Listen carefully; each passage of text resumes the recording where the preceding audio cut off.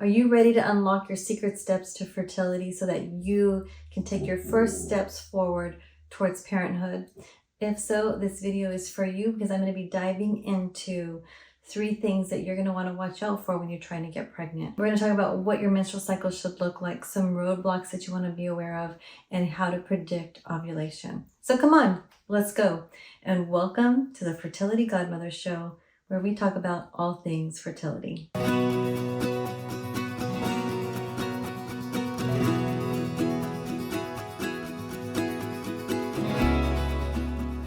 Hi, I'm Denise Noyerez. I'm your host and I'm your fertility godmother. And I'm so glad you're here as you're trying to embark on your journey to growing your family.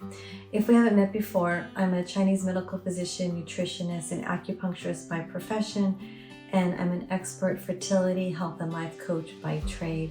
And what that means is I get to help couples transform their lives so that they can get pregnant, stay pregnant, and have a healthy baby.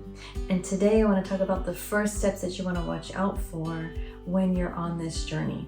So the first step is your menstrual cycle. We want to make sure that your menstrual cycle is regular. 20 to 30 days is ideal. We definitely don't want it less than 26, and we don't want it longer than 32 in an ideal world.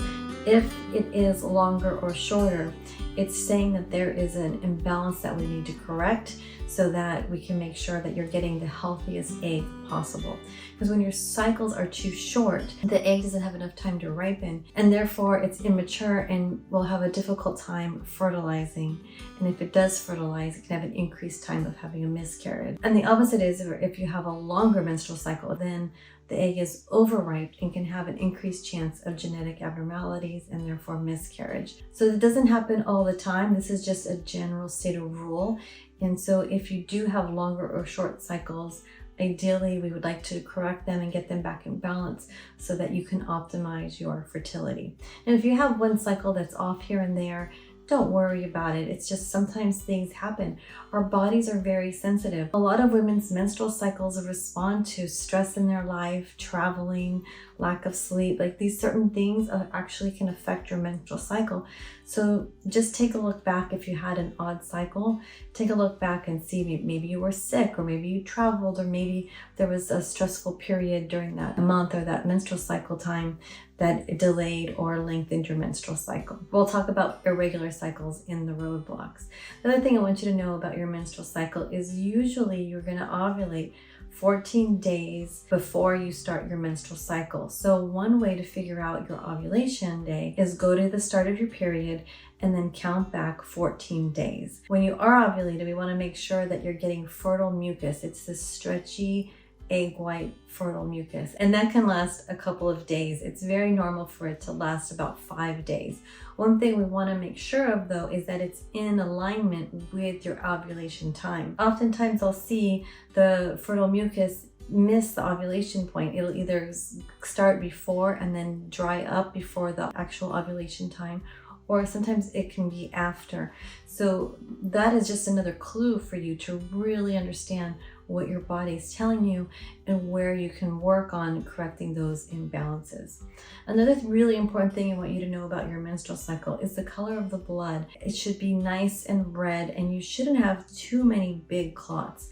And one thing that's so important that often gets overlooked by our medical community is you should definitely not be having pain and heavy PMS, emotional moods, or fatigue before and during your menstrual cycle. That is not normal. And there are things that you can do, such as diet and supplements, and really just taking care of yourself, acupuncture, some herbs. There's so many different ways to help you get your body back in balance so that your body can heal itself and you don't have to have these painful periods. So that is definitely a sign. Your reproductive system is giving you a clue about your overall health and your fertility. So pay attention to that. It's super important. Some roadblocks that you might want to look out for are irregular periods. Maybe you have PCOS, polycystic ovarian syndrome, or maybe you just have irregular periods. We definitely want to know which one you have, and then we want to help correct it.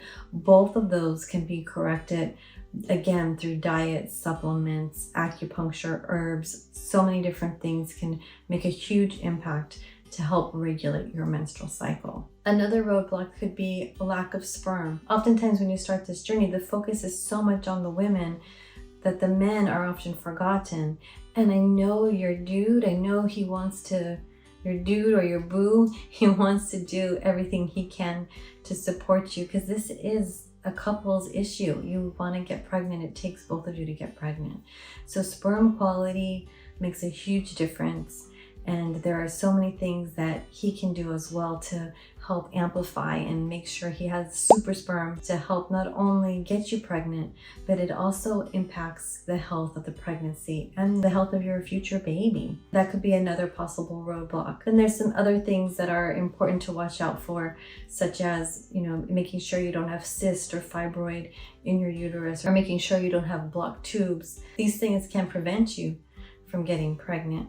So these are some of the things that we want to look for, we want to watch out for before you try to conceive. Or if you've been trying to conceive and you're wondering why, we want to go down that path so that you're making sure everything is looking good. And then we want to try to find the missing piece of the puzzle so that you can get pregnant. We can close that gap from where you are right now to where you want to be. Last thing I wanted to share with you are ways to track your ovulation.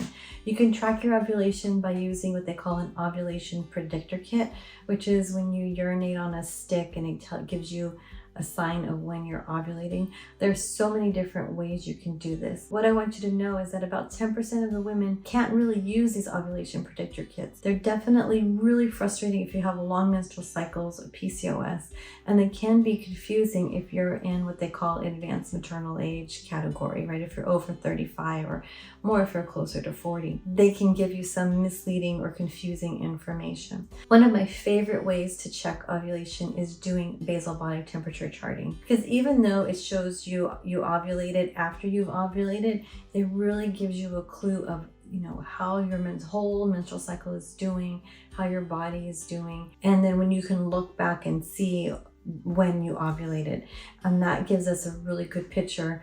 And a good basal body temperature should be biphasic, meaning it should be lower in the first half and it should be a little bit higher in the second half. Right before you ovulate, there's that dip, and then the next day is the spike.